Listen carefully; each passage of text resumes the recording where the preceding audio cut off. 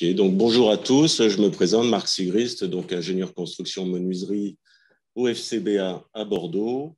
Et donc avec deux autres collègues, on va vous présenter ce webinaire sur la durabilité et outils de vérification des essences de bois. Donc au sommaire, des éléments de contexte, et puis en fait les deux grosses parties. Donc première partie, sur les solutions de durabilité des bois de menuiserie extérieure, et deuxième partie sur la vérification d'essence de bois à l'aide d'une application que l'on va vous présenter qui s'appelle Xylorix Inspector. Et ensuite, donc, une dernière phase sur vos questions. Donc, au niveau du contexte, aujourd'hui, on est en fait sur un contexte sur fond de crise, malheureusement. Par rapport aux pénuries d'approvisionnement de bois et de matériaux en toutes sortes pour le bâtiment, vous le savez autant que moi. Donc pénurie, problématique d'appro et hausse de prix. Donc pour autant, on va vous présenter donc des éléments sur les essences de bois, le choix des essences de bois et notamment par rapport à la durabilité des bois en menuiserie extérieure. De façon générale, vous avez en vert ici représenté les éléments afférents à tout ce qui est durabilité du bois, donc la résistance biologique par rapport aux champignons, par rapport aux insectes, la notion de faible impact environnemental qui est liée, on va dire, avec la réduction de l'utilisation de biocides quand il est nécessaire de préserver le bois, et puis la notion aussi de durée de vie de référence, puisqu'on attend d'un bois qui soit résistant, mais pour un certain niveau de longévité. Et puis en bleu, vous avez, on va dire, les caractéristiques qui sont plus liées par la finition, par les lasures ou les peintures que l'on vient appliquer sur le bois, et qui va conférer, on va dire, des caractéristiques esthétiques, de stabilité dimensionnelle qui va donner la couleur et également qui va permettre, en fonction du choix de la finition, d'avoir une maintenance plus ou moins fréquente. Donc aujourd'hui, on va se focaliser effectivement sur la durabilité, donc les éléments en vert, et lors du troisième webinaire qui aura lieu début juillet, ce webinaire sera spécifique à la finition et au choix des lasures et peintures. Un petit focus aujourd'hui sur les essences de bois utilisées en fenêtre sur le marché français. Donc en fait, vous avez regroupé parmi les trois catégories résineux, bois tropicaux et feuillus tempérés. Donc ça, c'est des données qui proviennent de l'étude de marché 2019, qui est la dernière étude de marché à date. Et donc au niveau des résineux, vous avez un tiers du marché en résineux. Les bois tropicaux, vous avez un peu moins de la moitié. Et les feuillus tempérés, vous avez un petit quart. Si on regarde un peu plus dans le détail, dans chacune de ces familles, on retrouve que dans les résineux, c'est essentiellement du pin sylvestre, du pin maritime et du mélèze, mais majoritairement du pin sylvestre. Les bois tropicaux, on a une multitude d'essences possibles qui proviennent soit d'Afrique, d'Asie, du Brésil. Vous avez quand même essentiellement aujourd'hui du bossé, des clones d'eucalyptus, du sapelli, du cypaux, du moabi, qui sont, on va dire, les essences courantes. Et puis en tempéré, on a un élargissement, on va dire, des typologies de chênes. On va en reparler un peu plus tard. Voilà. Il faut quand même noter que ces essences, la majorité de ces essences, c'est de l'import. C'est pas des essences nationales, puisqu'en résineux, on est en 2/3 d'import. Tropicaux, par la force des choses, effectivement, ça vient pas de métropole. Et par contre, au niveau du chêne, on pourrait croire que effectivement, il y a des approvisionnements en chêne français, mais il y a également des approvisionnements en hausse au niveau des États-Unis, au niveau de l'Amérique et au niveau des autres pays européens. Le graphe en dessous vous montre, on va dire, la tendance, avec en bleu les bois tropicaux qui baissent depuis les années 2000, qui baisse régulièrement. Vous voyez, de 78% à un peu moins de la moitié maintenant de part de marché. Les résineux, du coup, ont contrebalancé la chute des bois tropicaux. Et puis, les feuillus tempérés avec le chêne qui oscille, on va dire, autour des 15-20%.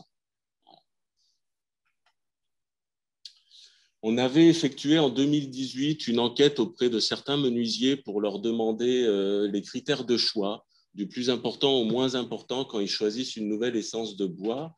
Et voilà ce qu'il en était ressorti de 1 à 10. Donc 1, le critère qui leur apparaissait le plus important, le coût.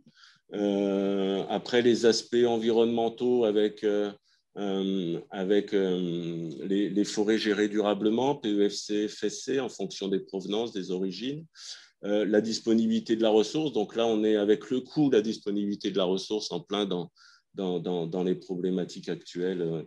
Voilà. Et ensuite, on va dire plus des caractéristiques liées à l'essence, la durabilité, l'usinabilité, la thermique, l'aptitude au collage, la finition. Ça, c'est vraiment 5 caractéristiques qui sont liées directement à l'essence hein, de façon intrinsèque. Et puis après, donc, la provenance et le fait que cette essence puisse limiter ou éviter le traitement biocide. Donc maintenant, je vais vous présenter quelques éléments de durabilité des bois. Donc tout d'abord, au niveau de la maîtrise de durabilité du bois, on a toujours les 3 éléments fondamentaux. Donc le premier élément, c'est ce que l'on appelle la durabilité, la performance de durabilité du matériau bois. Donc chaque essence de bois a son propre niveau de durabilité. Vous avez des essences durables, vous en avez qui sont moins durables. Voilà. Si elles sont moins durables et qu'on souhaite les utiliser, eh ben, il va falloir utiliser un traitement de préservation et du coup, on parle de durabilité conférée. En sachant également que dans la même essence de bois, vous avez, vous savez, 2 zones bien distinctes qui sont l'aubier, donc qui est généralement plus clair, qui n'est jamais durable, et vous avez effectivement le duramen, le bois parfait, qui est normalement la proportion la plus importante, même si là sur la photo, c'est assez équivalent avec l'aubier, mais le duramen, normalement, a une durabilité plus forte entre peu durable à durable. Deuxième critère important quand on veut maîtriser la durabilité du bois, c'est la classe d'exposition, la classe d'emploi, c'est-à-dire les conditions d'humidification dans lesquelles on va solliciter le bois dans l'ouvrage. Plus le bois va être potentiellement humidifié, monté en humidité, plus il risque d'être sensible, plus il va être sensible aux attaques d'insectes ou aux champignons. Voilà. Et le troisième élément, c'est la longévité attendue du bois, parce qu'effectivement, aujourd'hui, au niveau des fenêtres, la longévité attendue, c'est au moins 30 ans, c'est la durée de vie qui est notée notamment au niveau normatif et au niveau des fiches de données environnementales et sanitaires. Mais si effectivement, on souhaitait faire une fenêtre qui ne dure que 5 ans, on pourrait utiliser des essences moins durables, et sans traitement. Voilà. Donc la notion de longévité est également importante. Plusieurs éléments qui impactent l'affectation de la classe d'emploi. Donc en fait, qui impactent, on va dire, le risque d'humidification du bois dans l'ouvrage, et donc notamment, là on parle des fenêtres. Donc je vous ai noté différents paramètres. On va dire qu'aujourd'hui, la classe d'emploi d'une fenêtre bois sur le territoire français, elle va osciller entre 3 niveaux de classe d'emploi. Elle va osciller de 3.2, 3.1 à 2. 3.2 étant la classe d'emploi où le risque d'humidification est le plus élevé et 2 moins élevé. Voilà. Et on va pouvoir identifier cette classe d'emploi en fonction de ces paramètres. Les paramètres les plus importants, on va dire, c'est au niveau climatique, les zones de climat humide, modéré et sec qui sont représentées sur cette carte de France. Vous vous rendez compte effectivement que 80%, on va dire, des climats en France sont soit modérés et secs, donc soit orange et jaune. Et donc, en fait, une fenêtre bois, les éléments vont être affectés à une classe d'emploi 3-1 dans ces climats modérés et secs. Dans les climats humides, les bois vont être affectés à une classe d'emploi 3-2. Donc, effectivement, quand on ne sait pas où est-ce qu'on va commercialiser la fenêtre, ben, on est obligé de viser vers le haut et de dire ben, potentiellement, il pourra peut-être être, la fenêtre pourra être mise en Bretagne et donc il faut que j'affecte une classe d'emploi 3-2. Mais si effectivement je ne commercialise qu'en région parisienne, du coup, je peux dire que les bois de mes fenêtres sont affectés systématiquement en classe d'emploi 3-1, par exemple. Autre paramètre qui impacte directement la classe d'emploi, ce sont les éléments de conception. Il y a différents éléments de conception.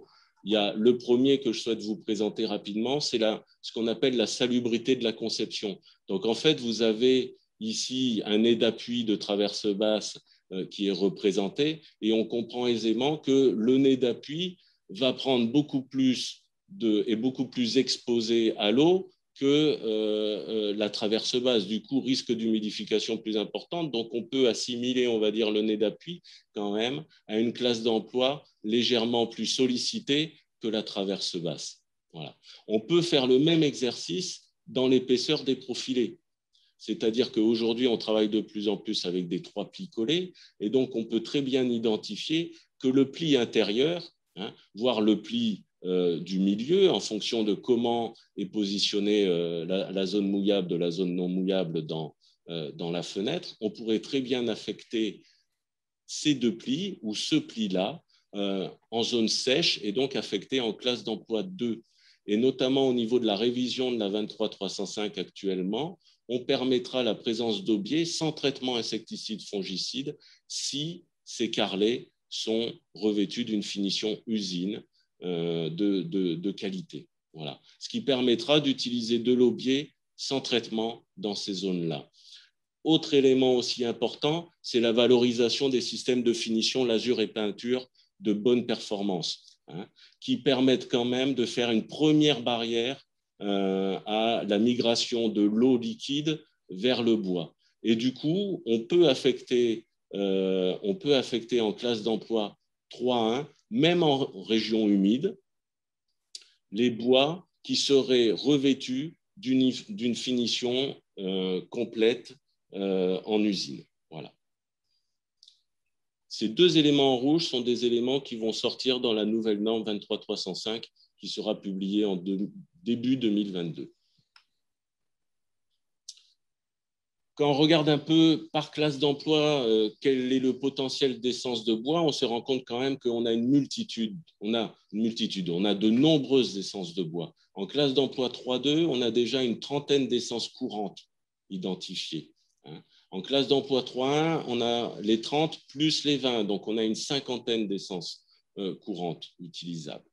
Et ensuite, en classe d'emploi 2, en fait, toutes les essences sont utilisables en classe d'emploi 2, avec toujours cette spécificité de l'aubier. Mais comme je viens de vous le dire, au niveau de la norme fenêtre, on autorisera la présence d'aubier sans traitement insecticide fongicide si on a une finition usine de qualité. Je vous invite à aller sur le site de Tropix où vous avez l'ensemble de ces essences de bois. Vous avez une fiche par essence de bois avec les différentes caractéristiques. Un petit focus sur les résineux, parce qu'on pose souvent la question de est-ce que les résineux sans aubier, est-ce que c'est vraiment une option sérieuse parce qu'effectivement, le bois parfait des résineux a un certain niveau de durabilité intéressant, mais l'aubier n'est pas durable. Est-ce qu'il est possible de purger facilement l'aubier des résineux? Donc, pour certains résineux, clairement non. L'épicéa, le sapin et le pin. Alors, épicéa et sapin, l'aubier est indifférencié, donc ce n'est pas possible. Au niveau des pins, pins sylvestres, pins maritimes, on a une part d'aubier qui est tellement importante qu'il apparaît quand même compliqué, voire impossible aujourd'hui d'avoir des appros avec des pins sylvestres purgés d'aubier. Là où aujourd'hui il est possible d'avoir des appros purgés d'aubier, c'est le mélèze, le mélèze de Sibérie notamment, mélèze d'Europe, mélèze de Sibérie, hein, où effectivement il est possible, mais globalement les prix restent élevés, la disponibilité qui plus est compliquée. Donc, est-ce que c'est une option sérieuse? Non, c'est une option, on va dire, au coup par coup. Mais développer une gamme aujourd'hui de fenêtres en disant je vais utiliser du résineux sans aubier, ça ne paraît pas imaginable si cette gamme sort du volume. Voilà. Donc, il va falloir travailler le résineux avec de l'aubier. Et pour ça, il y a différentes pistes pour maîtriser bien l'aubier des résineux. Donc, la première, c'est effectivement quand même la tendance, c'est d'essayer de mettre de moins en moins de traitements insecticides, fongicides. Donc, il faut diminuer les dosages. Pour déterminer si vous pouvez diminuer les dosages, il faut vous rapprocher de vos fabricants de produits de traitement et leur faire des essais de rétention. C'est l'essai qui permet de déterminer la dose minimum requise pour traiter de façon efficace vos bois. Il ne faut pas trop en mettre. Il faut essayer d'être à la limite de cette dose minimum. Après, au niveau des conceptions, il est aussi intéressant de protéger les zones sensibles en traverse basse. On se rend compte aujourd'hui que, bon, en France, on a un modèle de fenêtre bois avec des nez d'appui assez importants, avec des rejets d'eau bois. C'est un style de fenêtre, mais il faut bien dire les choses. Ces deux éléments qui sont saillants sont des éléments qui sont les plus sensibles aux finitions, qui sont les plus sensibles aux reprises d'humidité et donc au bleuissement et aux attaques de champignons. Effectivement, si on travaillait la conception de certains produits et qu'on se dirige vers des conceptions avec des sortes de capotage du listel, de la traverse basse, du rejet d'eau alu, effectivement, on change l'esthétique de la fenêtre. Peut-être qu'on n'est pas sur les mêmes marchés, il faut changer des cultures, mais en tout cas, ce sont des conceptions qui permettent l'utilisation d'aubier de façon plus sécure. Voilà. Et vous avez même, on va dire, la possibilité de, si vous utilisez une fenêtre type la fenêtre Lumivec, où on est avec un ouvrant où vous avez le bois qui est que du côté intérieur, puisqu'on est avec un concept de vitrage collé, où donc il n'y a pas du tout de bois du côté extérieur, on peut très bien imaginer un aubier ici sans traitement biocide. Je vous invite à aller sur le guide de conception durabilité biologique, sur le site du Codifab, vous avez le lien ici et vous avez un peu plus d'explications sur ces solutions techniques. Si on fait un petit focus sur chêne et châtaignier, puisqu'il y en a de plus en plus, on va dire, sur le marché, on se rend compte qu'on retrouve du chêne blanc US. Le chêne blanc US, il faut faire attention parce qu'on a globalement des approvisionnements avec de l'aubier. Donc, il faut être sensible à ça. Voilà.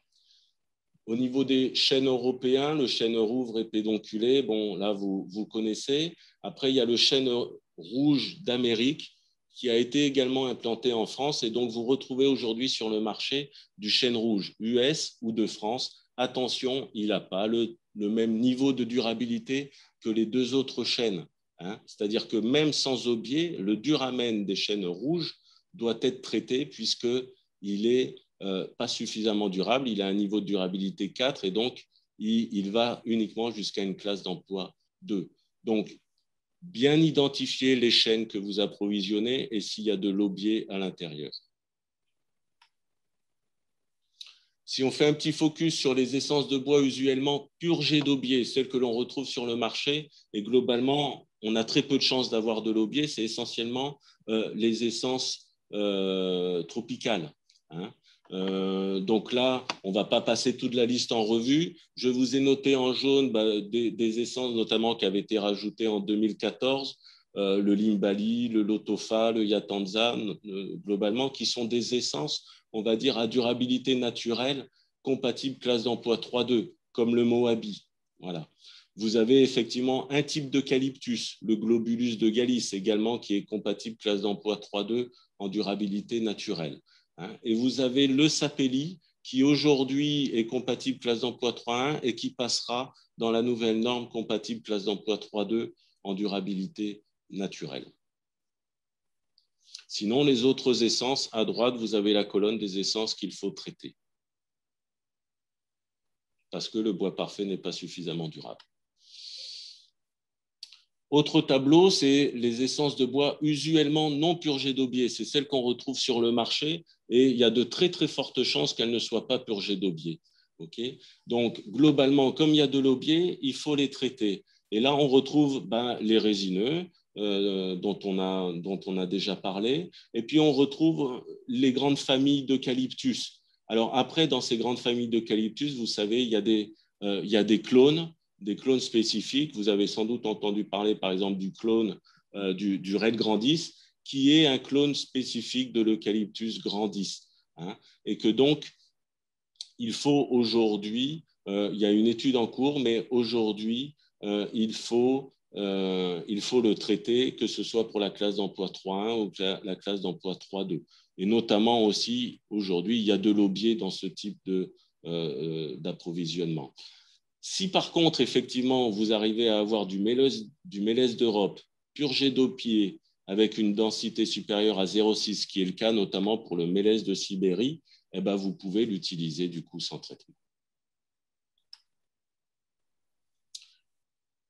Il faut savoir effectivement que ces biocides, certains biocides qui sont largement utilisés en menuiserie, aujourd'hui sont candidats à substitution à horizon 2022. Ça veut dire quoi? Ça veut dire qu'au niveau européen, il y a des réglementations. Il y a une réglementation qui est sensible au niveau de dangerosité des biocides et qui, au fur et à mesure des avancées, va de la connaissance sur les biocides et les répercussions et la dangerosité, va dire telle substance, elle va être amenée à être substituée et à ne plus être mise sur le marché. Et donc aujourd'hui, on a notamment des biocides visés qui sont le propiconazole, l'IPBC, le tébuconazole, l'acide borique.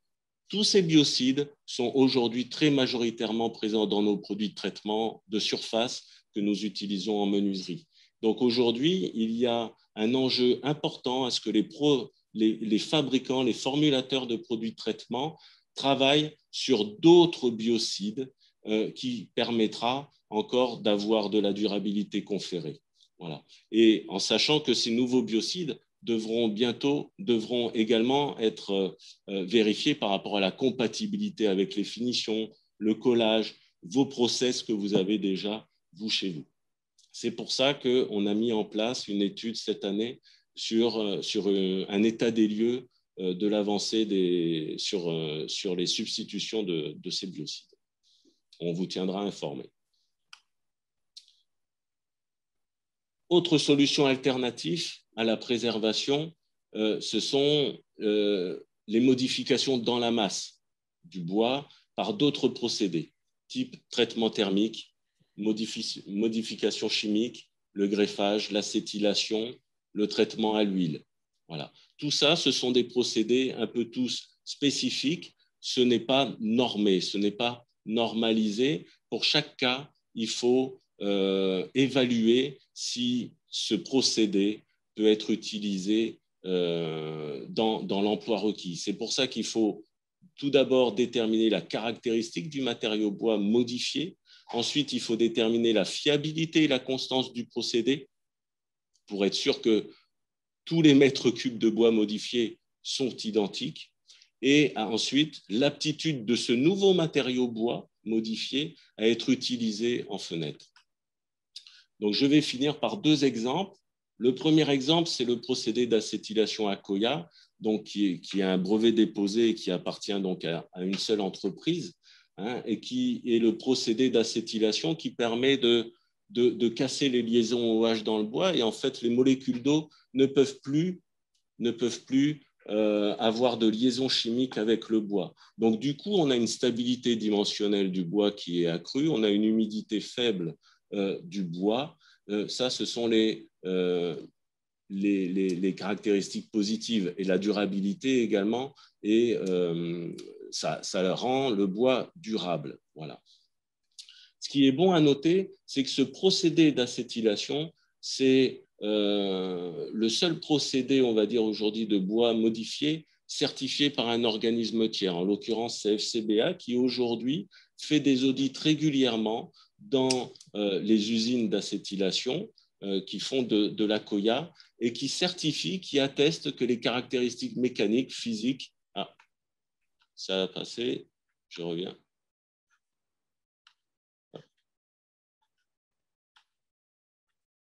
Ça ne veut pas. Ça y est. Donc, je reviens. Donc, ça certifie les caractéristiques mécaniques, physiques, de durabilité du matériau en sortie d'usine d'acétylation. Et ensuite, il a même été fait un dossier technique FCBA. Décidément, ça bug un peu.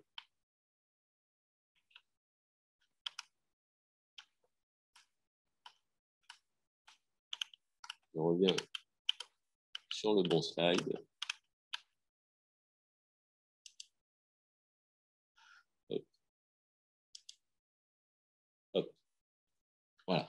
Donc, finir sur l'Accoya en disant que si demain, vous souhaitez faire une fenêtre en Accoya, je vous invite à aller sur le lien qui est marqué sur ce slide et qui vous donne, on va dire, le cahier des charges de comment faire une fenêtre en Accoya, puisqu'il y a des éléments quand même spécifiques en termes de quincaillerie et de finition à prendre en compte. Le deuxième et le dernier exemple, c'est le traitement haute température THT. Au contraire de l'Accoya, qui est quelque chose qui appartient à une entreprise, en THT, on a différentes plateformes de traitement.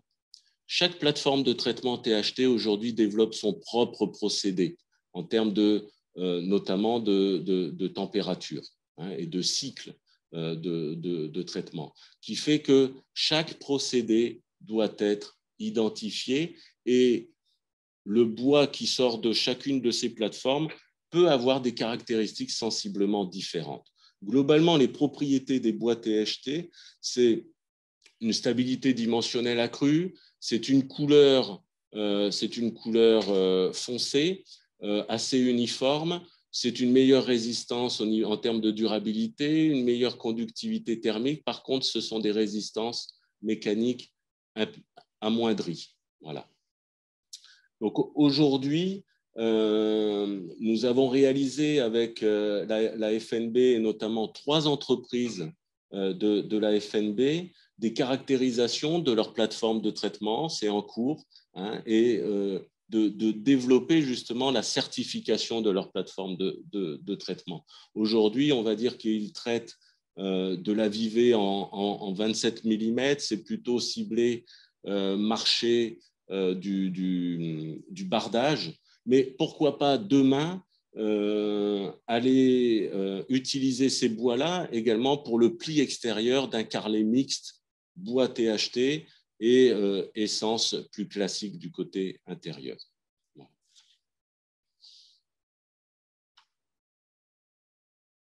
Donc j'en ai fini pour la partie durabilité. Je vais laisser donc la place à mes collègues pour la seconde partie.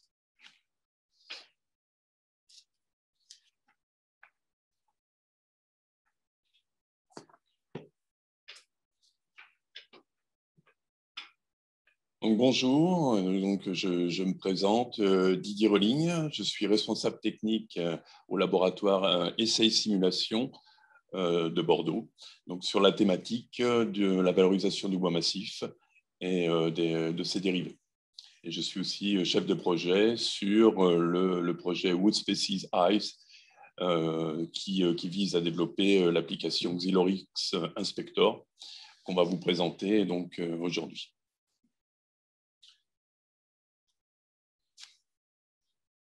Donc, comme vous avez pu voir avec Marc, la connaissance de l'espèce de bois utilisée est un point vraiment essentiel pour être sûr des performances et de l'aspect esthétique que vous allez afficher sur votre produit commercialisé. En effet, la diversité des bois implique des différences en termes de caractéristiques physico-mécaniques, de durabilité. Et si vous n'utilisez pas la bonne espèce dans votre produit, vous risquez de ne pas retrouver les performances espérées, voire de remettre en cause la pérennité de ce produit dans sa mise en œuvre. De plus, aujourd'hui, vous utilisez des essences qui, dans l'avenir, peuvent se raréfier. Et de plus en plus, on voit l'apparition de nouvelles essences qu'il est important de connaître et d'identifier pour maîtriser ces aspects caractéristiques. Il faut savoir qu'à travers le monde, vous avez à peu près 60 000 espèces d'arbres. Et bien qu'on en utilise une petite partie, il est assez compliqué, à partir d'un morceau de bois, d'identifier ces différentes espèces. Ainsi, les référentiels développés pour la reconnaissance des bois, comme il est présenté sur la diapo, ont été faits sur la base d'observations macro et microscopiques. Ces observations ont donné une nomenclature de référence, éprouvée depuis des décennies et reconnue de tous, mais elle reste l'affaire de quelques spécialistes à travers le monde qui sont capables d'identifier ces différentes espèces de bois. Et leur méthodologie est difficilement transférable en entreprise, sans une formation approfondie. Donc, en cas de litige, une expertise par des experts anatomie restera toujours nécessaire, mais dans le cadre de contrôle qualité ou de gestion de stock au sein d'une entreprise, des méthodes simplifiées pourraient être intéressantes pour vérifier les essences de bois utilisées.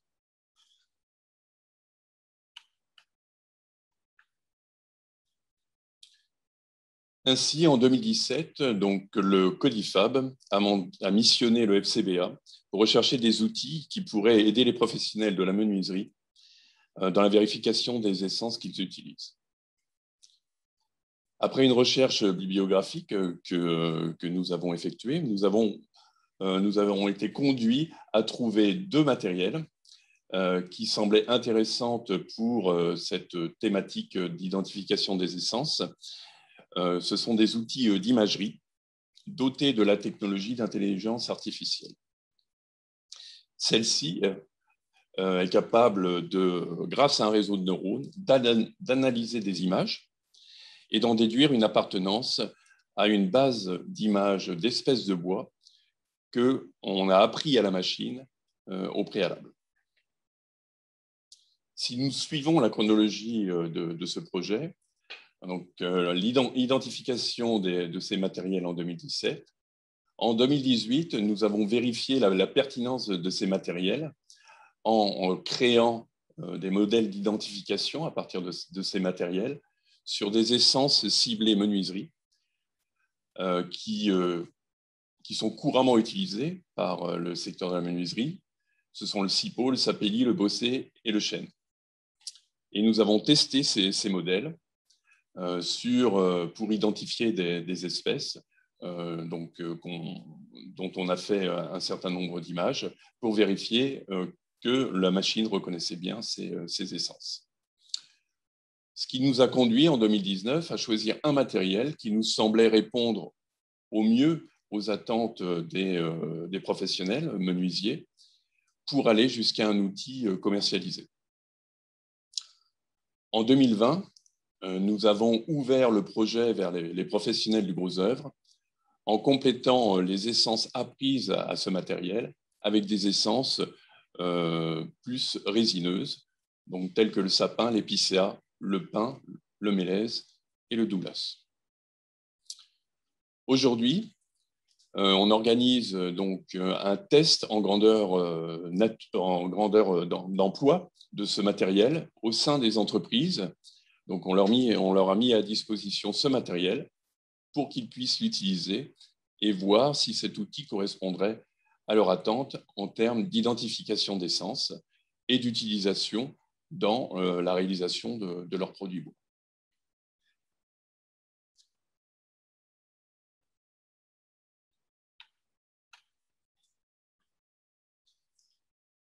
Alors, la présentation des automates de vision.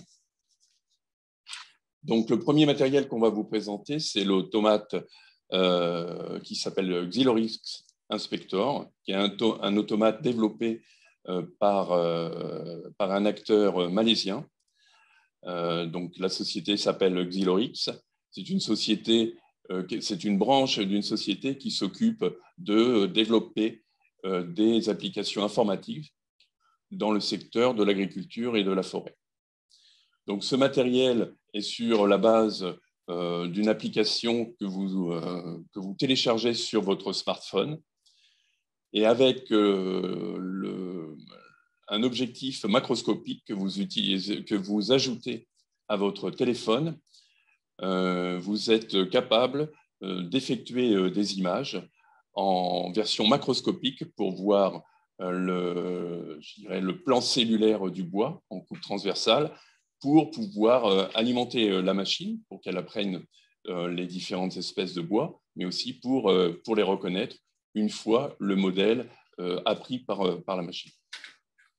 Et pour mémoire, on vous a présenté aussi le deuxième automate de vision qui a été donc testé, qui est un automate américain développé par l'Institut FPL, qui est Forest Product Laboratory, qui est un organisme d'État et qui a développé ce matériel sur la base d'un micro-ordinateur avec une caméra macroscopique, utilisant toujours un réseau de neurones pour reconnaître les essences, pour lutter contre le bois illégal provenant d'Amérique du Sud et rentrant aux États-Unis.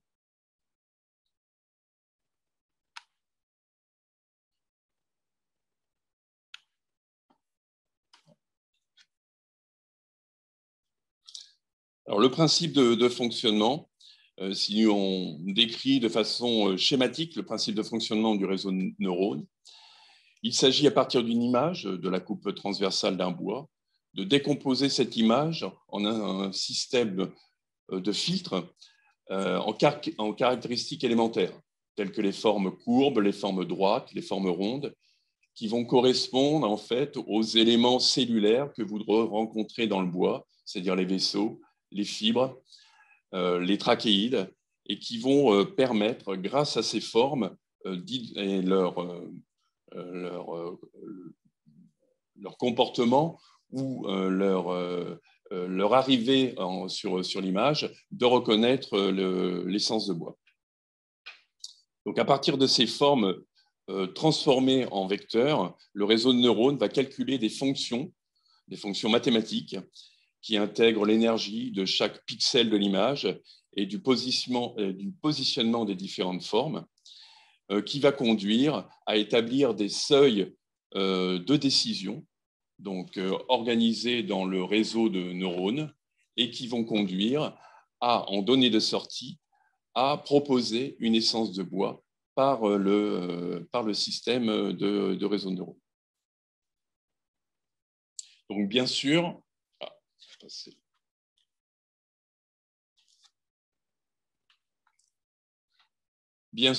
ce réseau de neurones, donc il faut apprendre pour chaque essence qu'on veut identifier, il faut apprendre à ce réseau de neurones l'identification des différentes essences en passant un certain nombre d'images qui vont lui apprendre l'essence et les différentes variations qui peuvent exister au sein d'un même échantillon, même s'il provient de la même essence, pour pouvoir correctement identifier l'essence voulue. Et maintenant, je vais passer la parole à ma collègue qui va vous présenter la démarche utilisée pour identifier les performances de cet automate de vision. Bonjour à tous, je me présente, Nathalie Paceda. Donc, en tant qu'experte en anatomie des bois à FCBA, je réalise les identifications d'essences par analyse de leur plan cellulaire en microscopie. Et dans le cadre du projet Wood Species Eye, j'interviens en particulier dans l'acquisition des photos pour réaliser les modèles et les tester. Donc, sur le graphique que vous pouvez voir, il récapitule le nombre de photos qui a été réalisé pour réaliser justement les 9 modèles qui sont opérationnels. Il s'agit des barres en rouge. Et quant aux barres en bleu, elles représentent les essences qui sont proches de ces modèles et qui ont été utilisées pour tromper et tester les modèles. À ce stade du projet, un minimum de 500 photos et un idéal de 1000 photos semble être nécessaire pour la création d'un modèle. Voilà. Donc, une fois ces modèles réalisés et testés, ils sont disponibles sur l'application Xyloris Inspector. Cette application est alors téléchargeable sur votre téléphone portable et elle peut être tout simplement utilisée en fixant un objectif macroscopique, comme vous l'a montré mon collègue, sur la caméra de votre téléphone. Il existe une autre application qui s'appelle Xylorix Pocket Wood, qui est également disponible. Et là, il s'agit d'une base de données d'images macroscopiques de bois que vous pouvez utiliser par comparaison avec la photo d'échantillon que vous souhaitez expertiser.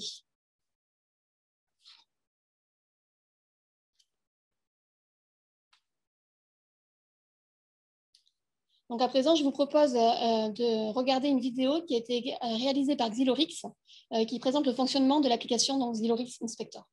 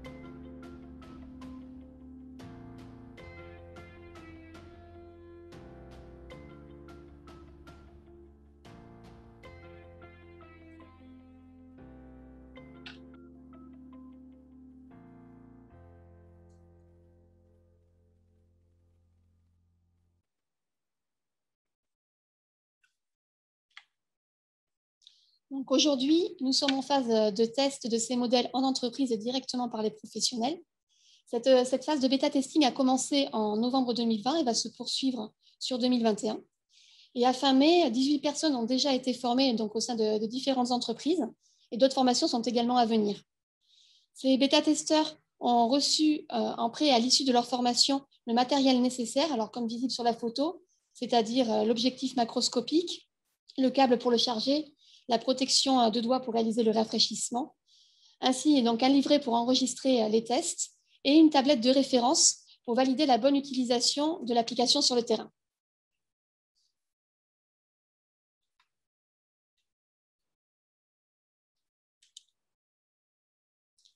Donc, une plateforme nous permet ensuite de récupérer en temps réel les photos qui sont réalisées par les bêta-testeurs.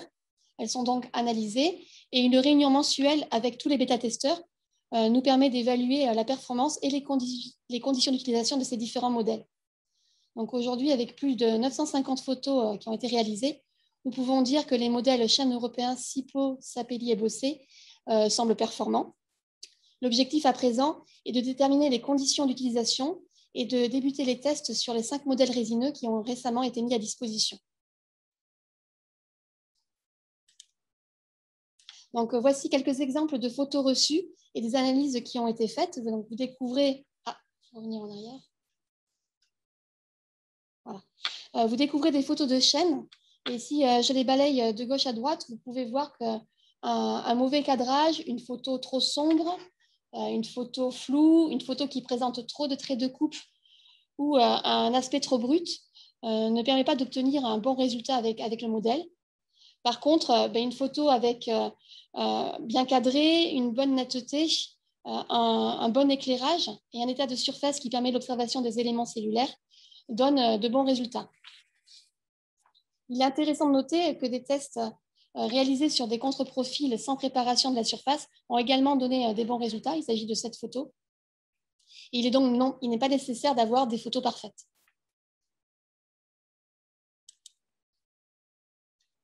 Donc, voici à présent des résultats de tests réalisés sur des échantillons de bossé.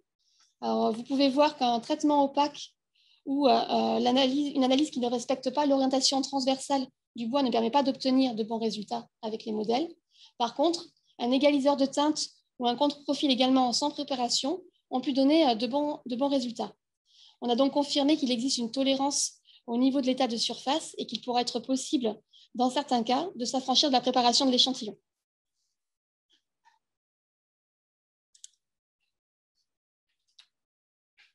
Avant de repasser la main à mon collègue, je vous laisse découvrir dans une courte vidéo l'utilisation sur le terrain de cette application Xilorix Inspector lors de l'expertise d'un carrelet.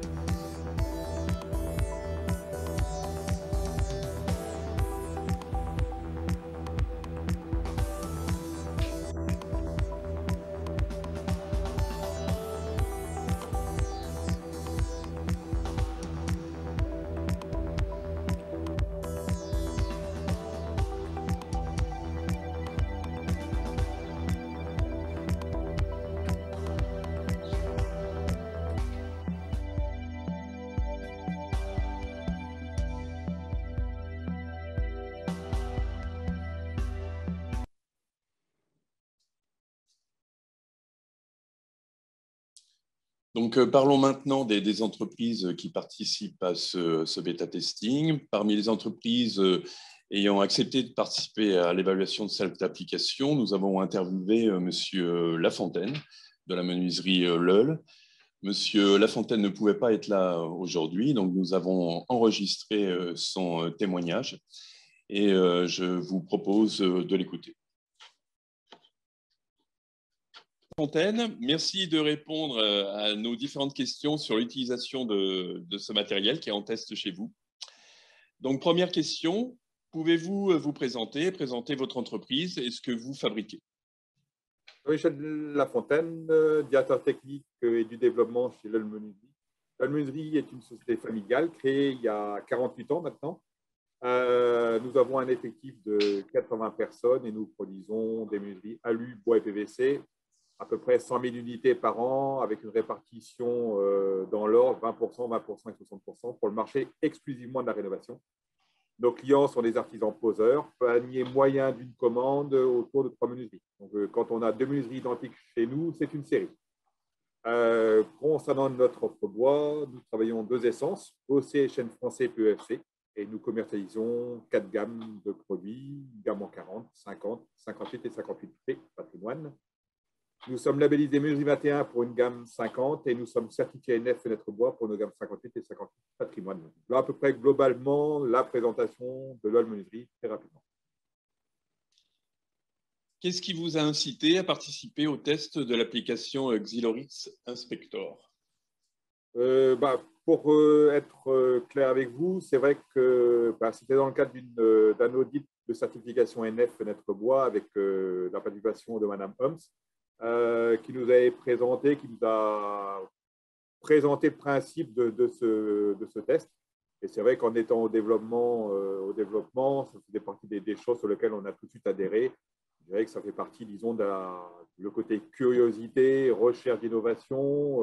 Donc, dans dans cet environnement-là, il était aussi pour nous important de participer à ce test.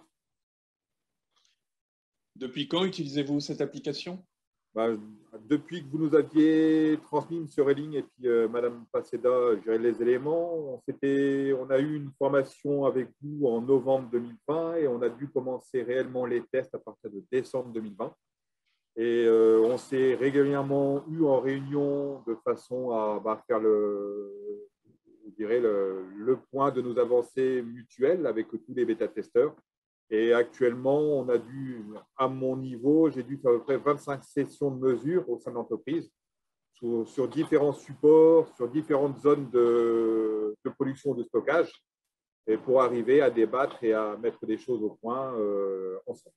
C'est à peu près globalement les éléments qu'on a pu faire ensemble. Donc, on est vraiment en test depuis décembre jusqu'à fin mai, jusqu'à présent. Que pensez-vous de cette application d'un point de vue performance, ergonomie et utilité? Ça reste très… Bon, il a fallu qu'on appréhende le produit. Il y a une mise en œuvre, je dirais, très simple. Il faut avoir un bon smartphone. Ça, c'est clair qu'il faut avoir disons, de la sécurité au niveau enregistrement et stockage des photos. Ce qui reste le plus compliqué et le plus complexe, c'est la préparation des prouvettes. C'est vrai que travailler avec un cutter pour préparer ces éprouvettes-là, ça peut être dangereux, surtout quand vous êtes à l'extérieur en plein hiver avec des doigts un peu raides. Ça peut être vite compliqué, on peut vite se blesser. C'est vraiment ça qui est le plus problématique. Autrement, pour le reste, je dirais, il n'y a eu aucun souci, disons, d'enregistrement. La couverture du site nous a permis aussi en 3 et 4G, nous a permis d'avoir aucun ralentissement dans les mesures et dans les prises de photos. Donc, ça s'est très bien passé. S'il y a bien quelque chose, je pense qu'il faut faire évoluer, c'est la batterie. Elle est un peu juste. C'est pour ça qu'en fonction de nos phases de test et de contrôle, elle peut vite, et surtout quand on utilise à fond l'éclairage, elle peut vite, je dirais, être disons, faible. Et donc, il faut absolument à chaque fois toujours prendre le soin de la charger avant de faire nos séries de tests. Donc là, un petit peu l'utilisation de l'outil, simple d'utilisation, un petit point particulier sur la préparation des prouvettes. Comme on a pu voir lors de nos différents essais, tous les échanges qu'on a pu avoir, on a fait des tests sans préparation d'éprouvettes et on s'aperçoit aussi qu'en fonction des essences, en fonction de tout ça, on n'a pas forcément besoin d'avoir toujours une préparation d'éprouvettes. Ça fait partie des tests qu'on a pu mener tous ensemble. D'après vos observations, pouvez-vous nous préciser, pour une entreprise de menuiserie, quel pourrait être le ou les postes de travail où cette application serait le plus utile? À notre niveau, pour l'menuiserie, intégrer ça en production, on ne gère que 2 essences. On a des fournisseurs historiques chez menuiserie avec qui on a un climat de confiance et de partenariat. Donc, on a peu de surprises à avoir sur la fourniture des essences. Donc, si nous, on devait l'utiliser et intégrer, disons, ce process, ça serait plus dans le cadre, disons, d'un contrôle qualité ponctuel à intégrer dans le process, voire pour faire de la communication marketing aussi, jouer là-dessus. Donc, ça serait plutôt une communication de sécurisation et de contrôle qualité. Ça serait plus dans cet environnement-là. C'est pas forcément, on n'irait pas chercher forcément un contrôle réception avec cet outil-là. Ça serait plutôt du contrôle et voire de la communication marketing. C'est ce qu'on a identifié à ce jour. Maintenant, on peut aussi changer d'avis et avancer différemment. On apprendra aussi avec le produit. Mais à ce stade-là, c'est plus dans cet environnement-là qu'on risque de travailler. Et quel serait le profil de l'entreprise, selon vous, qui pourrait être intéressé par l'utilisation de ce service, qui sera proposé sous la forme d'un abonnement à l'année prochaine? C'est vrai que quand on a travaillé avec tous les bêta-testeurs, ce qu'il en est ressorti un peu ici, c'était, je pense, à mon avis, par rapport à ce que je viens de dire préalablement, ça serait plutôt surtout les négociants de bois qui doivent vraiment gérer différents fournisseurs de multiples essences, de provenance. Pour eux, je pense que cet outil serait vraiment très intéressant pour faire du contrôle-réception de façon à s'assurer que réellement ce qu'on leur livre à disposition soit réellement dans ce qui a été écrit dans leur cahier des charges. Donc là, je pense que c'est le profil type de l'application, pour moi, serait autour des négociants bois ou de confrères qui utilisent un maximum d'essence, ce qui n'est pas le cas chez nous.